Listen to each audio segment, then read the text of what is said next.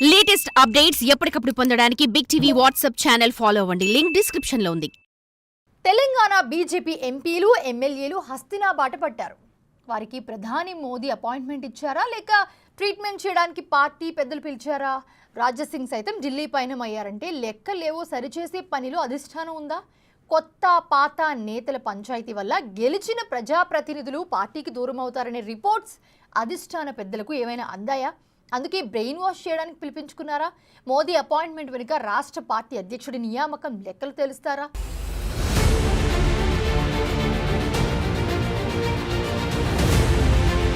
రాష్ట్ర బీజేపీ మేకపోతు గాంభీర్యాన్ని ప్రదర్శిస్తుందా అంటే అవుననే సమాధానం వస్తుంది. తెలంగాణలో ప్రత్యామ్నాయం తామే, రాష్ట్రంలో అధికారంలోకొచ్చేది మేమే, తెలంగాణ ప్రజలు బీజేపీ వైపు చూస్తున్నారని బీజేపీ నేతలు ప్రకటనలిస్తున్నారు. ఎన్నికలెప్పుడొచ్చినా అధికారం చేపట్టేది మేమే అంటూ బీజేపీ నేతలిస్తోన్న స్టేట్మెంట్లు గోబెల్ ప్రచారంలా ఉన్నాయన్న చర్చ పొలిటికల్ సర్కిల్లోనే కాదు, ఆ పార్టీ సానుభూతి పరుల్లోనూ జరుగుతుండటం గమనార్హం. అందుకు గత అసెంబ్లీ ఎన్నికల ఫలితాలే నిదర్శనమన్న అభిప్రాయాలు వ్యక్తమవుతున్నాయి.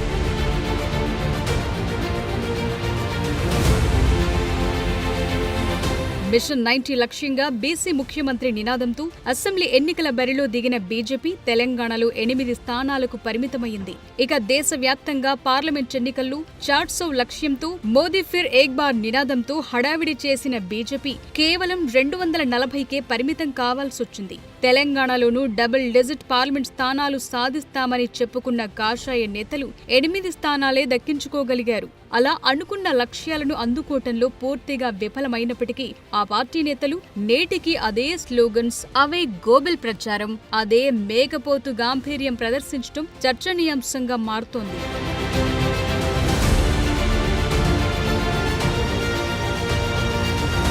ఎన్నికల వైఫల్యాలు అటుంచితే గత ఎన్నికలే రాష్ట్ర బీజేపీలో కొత్త కుంపట్లను రగిలించాయి. కొత్త పాత నేతల పంచాయతీ పీక్ స్టేజ్ కి చేరి కీలక నేతలు పార్టీకి దూరమవడానికి కారణమైందనే టాకుంది. రాష్ట్రంలో బీఆర్ఎస్, కాంగ్రెస్ పార్టీలకు ప్రత్యామ్నాయం తామే అని హడావిడి చేసిన కాషాయ పార్టీ ఎప్పటికప్పుడు బొక్కబోర్ల పడుతూనే ఉంది. ఇప్పటికే కొత్త పాత నేతల పంచాయతీ రాష్ట్ర బీజేపీలో సైలెంట్ గా ముదురుతోంది.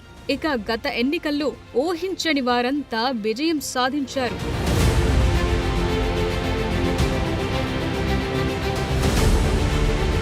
గెలుస్తారని ఎక్స్పెక్ట్ చేసిన వారంతా ఓటమి పాలయ్యారు. ఏలేటి మహేశ్వర్ రెడ్డి, రాజాసింగ్ మినహాయిస్తే అంతా కొత్త ముఖాలే ఎమ్మెల్యేలుగా ఉన్నారు.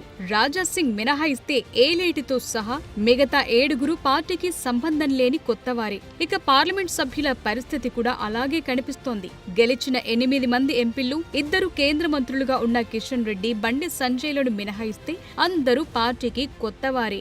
అలా గెలిచిన వారిని కూడా రాష్ట్ర నాయకత్వం నిలబెట్టుకుంటుందా లేదా అనే అంశం చర్చల్లో నలుగుతోంది. కొత్తగా పార్టీలోకి వచ్చిన వారితో రాష్ట్ర నాయకత్వం వ్యవహరిస్తోన్న తీరి ఆ అనుమానాలకు తావిస్తోందట.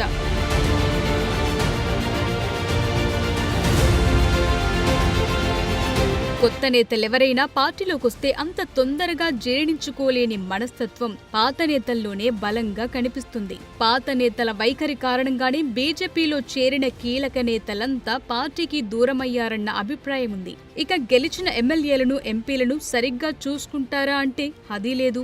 వారిని డీల్ చేసే విషయంలో రాష్ట్ర నాయకత్వం అనుసరిస్తోన్న తీరు విమర్శల పాలవుతోంది. కనీసం ఇప్పటి వరకు ఫ్లోర్ లీడర్కు పార్టీ ఆఫీసులో ఛాంబర్ కేటాయించలేదు.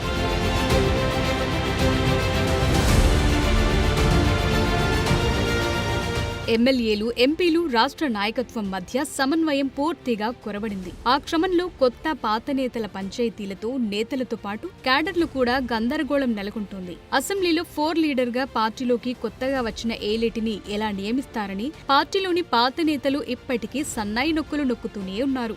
ఏలేటి కూడా అందరినీ సమన్వయం చేసుకోవటంలో విఫలమవుతుండటంతో 8 మంది ఎమ్మెల్యేలు 8 దిక్కులన్నట్టు వ్యవహారం నడుస్తోంది.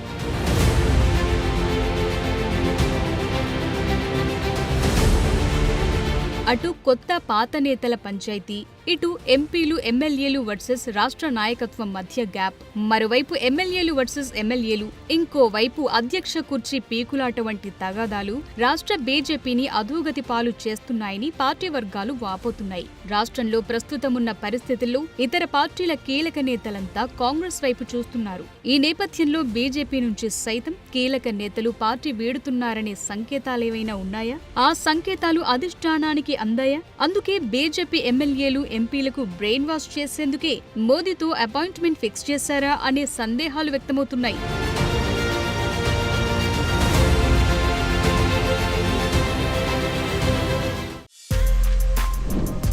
For more videos like this, subscribe Big TV channel.